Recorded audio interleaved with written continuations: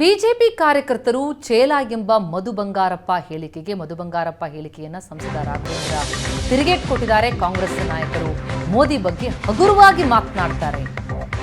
ಇದೇ ಚೇಲಾಗಳು ನಿಮ್ಮ ತಂದೆಯವರಿಗೆ ಒಮ್ಮೆ ಶಕ್ತಿ ತುಂಬಿದ್ದು, ಮಧು ಬಂಗಾರಪ್ಪನವರ ನಾಲಿಗೆ ಅವರ ಸಂಸ್ಕೃತಿ ಹೇಳುತ್ತೆ.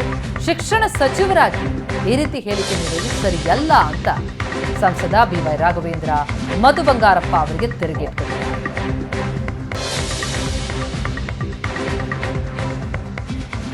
ವಿರೋಧ ಪಕ್ಷದ ಕಾಂಗ್ರೆಸ್ಸಿನ ಮುಖಂಡ ಶಿಕ್ಷಣ ಸಚಿವರಾದಂಥ ಸನ್ಮಾನಿತ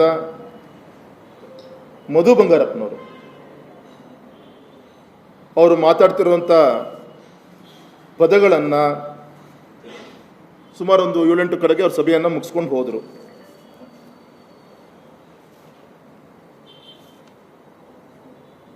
ಸಾರ್ವಜನಿಕ ಸಭೆಗಳಲ್ಲಿ ಉಪಯೋಗಿಸುವಂಥ ಪದಗಳು ಅತ್ಯಂತ ಅಸಹ್ಯ ಅನಿಸುತ್ತೆ, ಅತ್ಯಂತ ವಿಷಾದ ಅನಿಸುತ್ತೆ. ಗೌರವಾನ್ವಿತ ನರೇಂದ್ರ ಮೋದಿಜಿಯವ್ರ ಬಗ್ಗೆ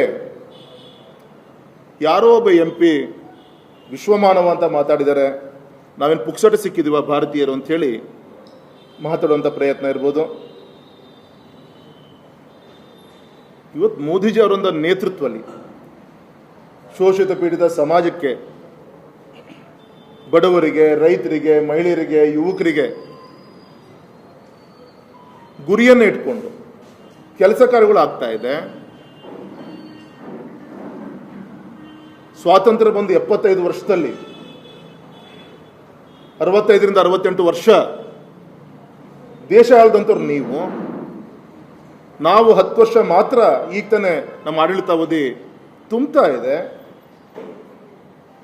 ನಿಮ್ಮ 65 ವರ್ಷದ್ದು ನಮ್ಮ 10 ವರ್ಷದ್ದು ಕಂಪ್ಯಾರಿಸನ್ ಮಾಡಿದ್ರು ಕೂಡ ನೀವೆಲ್ಲರೂ ಕೂಡ ತಲೆ ತಗ್ಸುವಂಥ ರೀತಿಯಂತ ಕ್ಷೇತ್ರದ ಭಾರತದ ಒಂದು ಸರ್ವಾಂಗೀಣ ಅಭಿವೃದ್ಧಿ ಮಾಡುವಂಥ ಕೆಲಸ ಸನ್ಮಾನಿಸಿದ ನರೇಂದ್ರ ಮೋದಿಜಿಯವರ ನೇತೃತ್ವದಲ್ಲಾಗಿದೆ. ಅಂಥ ಮೋದಿಜಿಯವರ ಬಗ್ಗೆ ಹಗುರ ಮಾತಾಡುವಂಥ ಒಂದು ಪ್ರಯತ್ನವನ್ನು ಇವ್ರು ಮಾಡ್ತಾ ಇದ್ದಾರೆ. ಇದು ಒಂದು. ನಮ್ಮ BJP ಕಾರ್ಯಕರ್ತರನ್ನ ಚೇಲಾಗಳು ಅಂತ ಮಾತಾಡುವಂಥ ಪ್ರಯತ್ನ ಮಾಡಿದ್ದಾರೆ.